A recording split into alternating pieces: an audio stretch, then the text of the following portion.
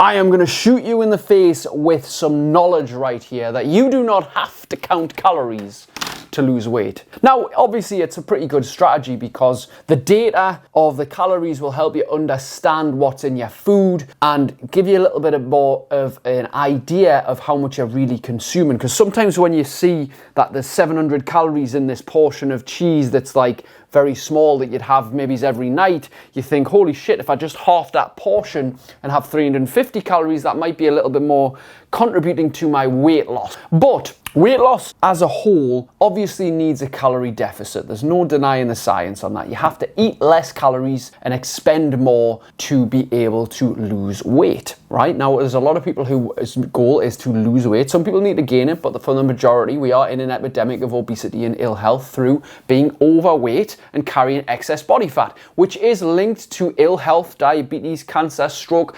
Now, one of the major contributors of cancer even is obesity. So it means quite a lot to a lot of people for a myriad of reasons to be losing weight. But counting calories for a lot of people is a fucking ball ache. And I get it. I've done it before several times and I don't like doing it, if I'm honest. I don't actually count calories right now. I just kind of know what's in my food. I know if I'm going a few pounds over, exactly what to do and the strategy to change it around. But in this video, I want to talk to you about the options available to not count calories and still lose weight.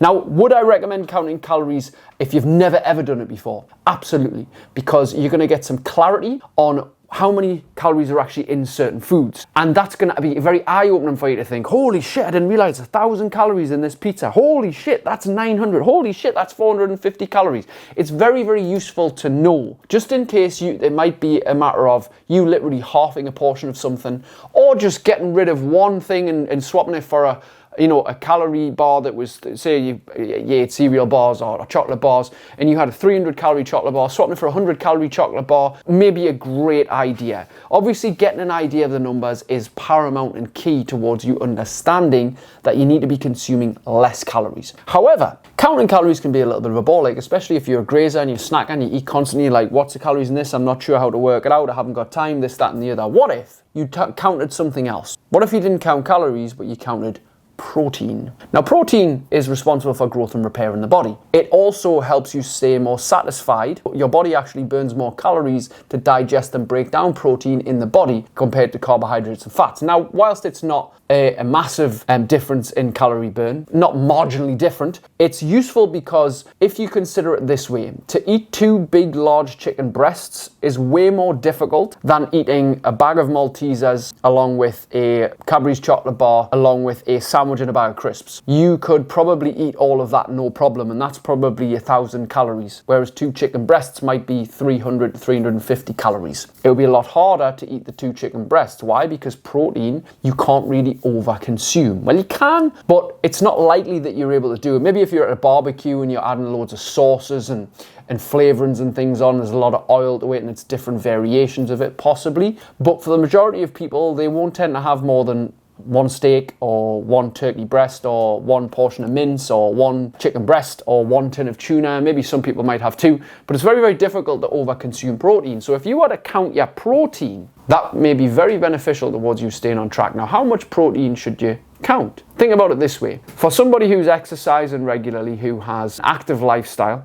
if they are resistance training, the calculation would be to work up to 1 gram per pound of body weight per day of protein. Now, that's a lot. If you think about it this way, per kilo of body weight, 2 grams. So if you weigh 100 kilograms, 200 grams of protein would be your ideal amount per day. Now, to actually consume that would be very difficult, because that would be like consuming like 6 chicken breasts or something. That's a lot, man. That would be like consuming 8 eggs and maybe 4 chicken breasts, something like that, in a day, which is a lot of protein for some people. But the calorie content of that would be way less than if you were consuming it through junk food or convenience food. Almost guaranteed to be way less. So it's more beneficial, you'll be less hungry, you'll be more full, and you'll be consuming less calories in the long run. So to increase your protein levels on a daily basis is very worthwhile for weight loss. At first, I always say, if you're starting off to this and you're new to the protein game, telling you to do 1 gram per pound of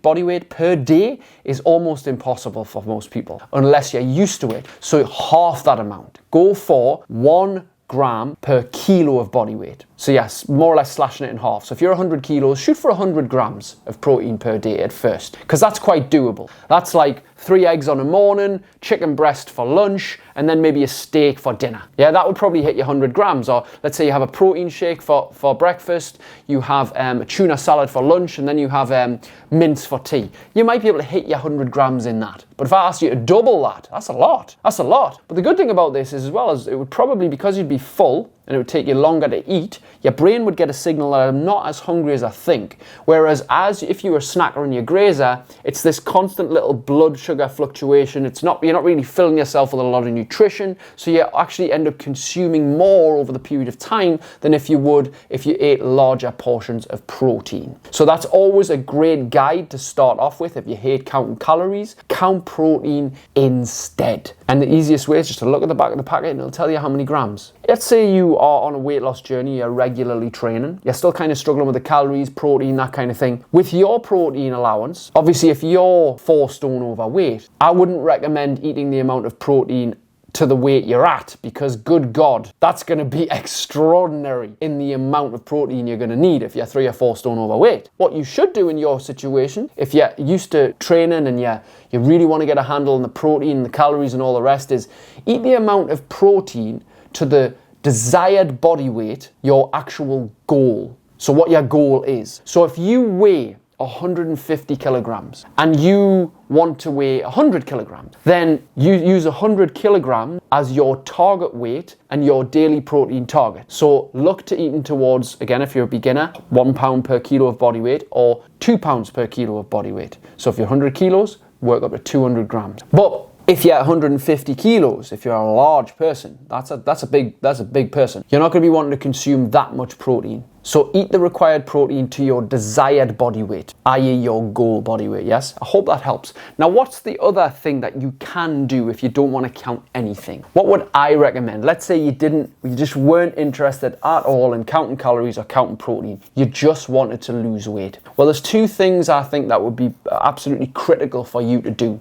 in this situation. Number 1 is you're going to have to get your exercise routine nailed, because at the end of the day, if you're inconsistent with movement, you're going to be sitting more. You're going to be, maybe that be in the car or at your desk, yes. But one thing you're probably going to do more is eat from boredom, especially if you're fat and overweight anyway. You're used to eating too many or drinking too many calories. So if you don't have your exercise routine nailed regularly, more days of the week than not, it's going to be very difficult for you to lose weight, especially if you don't want to count protein or you don't want to count calories. So I would say get your routine nailed at minimum 4 days a week. Ideally 5 or 6 is great for somebody who's really trying to get into an almost daily routine of exercise. Get your step count up. 10,000 steps is a great goal, but do you know what? 10,000 steps, even if you're on your feet all day, you shouldn't really count too much of the steps that are outside a structured walk. That's a good target, because some people are on their feet all day, do 12,000, 15,000, 20,000 steps, but they're still overweight. You're still not moving enough for the amount you're consuming. It doesn't matter if you're on your feet all day. If you are undertaking exercise and walking as such, it is way better to actually structure your steps for an actual walk. So let's say you walk for an hour a day and get 8 to 10,000 steps in that hour walk, which is possible. That is much better than not doing anything at all and thinking, oh, I've got me 10,000 steps in a day.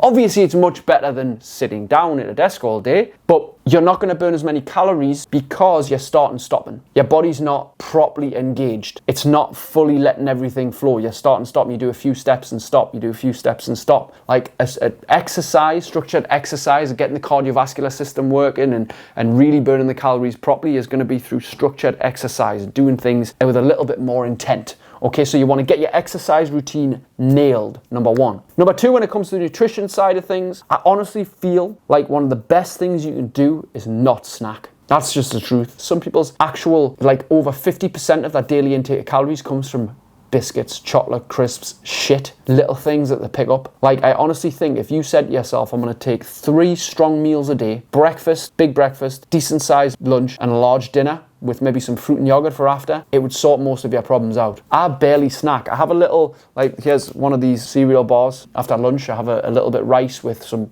protein, for me lunch and have a little sweet snack after, yogurt and fruit for afters on a night, something sweet afterward. But I would say if you don't have 3 structured meals a day, go for that. And go for at least one of these meals where there's 2 fistfuls of vegetables. You know, be it cauliflower, cabbage, sprouts, carrots, peas, whatever. 2 fistfuls of vegetables so you can increase the fiber in your diet. You can increase the antioxidants and good vitamins and minerals, but you can also reduce the amount of shite that you eat because vegetables fill you up, as does protein. Eat more protein in veg, but again, nothing is going to compare really to counting calories. It's the ultimate form of weight loss because it absolutely 100% works. It's just hard for some people. That's the God's honest truth. It's just hard. And it's not the only way. There are other ways, but in reality, to lose weight, you have to be in a calorific deficit. Otherwise, it's impossible. You have to be in a calorific deficit. That's why everybody loses weight. This is the truth. But to get into that deficit, you don't have to count the calories. It would be useful, but you could count the protein.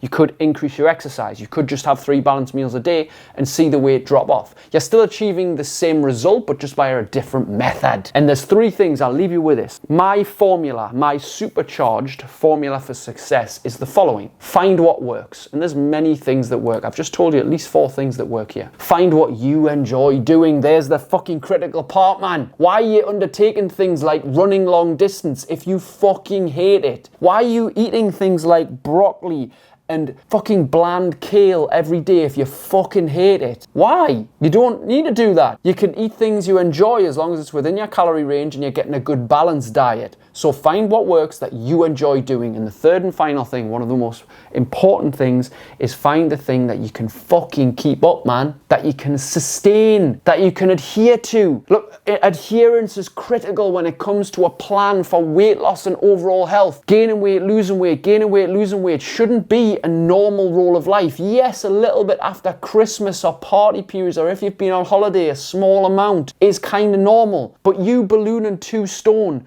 then losing it, then doing 3 stone, then losing it, that's not healthy. You should be at around about the same weight most of the year. Give or take half a stone. Give or take half a stone, maybe a stone. But if you're going more than that, you're too gluttonous and you do not have a healthy lifestyle. You got to find the balance that works. So find what works that you enjoy, that you can sustain. If this video has been useful, tag your friend in it below. Tag your mate who really needs to see this, who you've been chatting with this about, who you've been debating with about, who you've been talking about and thinking, shit, this is the advice that I need to hear. I want to see as many tags below in the comments as possible, and I'll see you on the next video. Hey, if you've enjoyed this video, don't forget to leave a like, drop a comment, and click the subscribe button and turn notifications on so you are notified of every new video that drops every single week here on the channel. And also, if you would like a free copy of my second book, Supercharged, the modern day guide to creating outstanding levels of energy, motivation, and self-control, then I've got it on audio right now. All you need to do is go to superchargedaudio.com,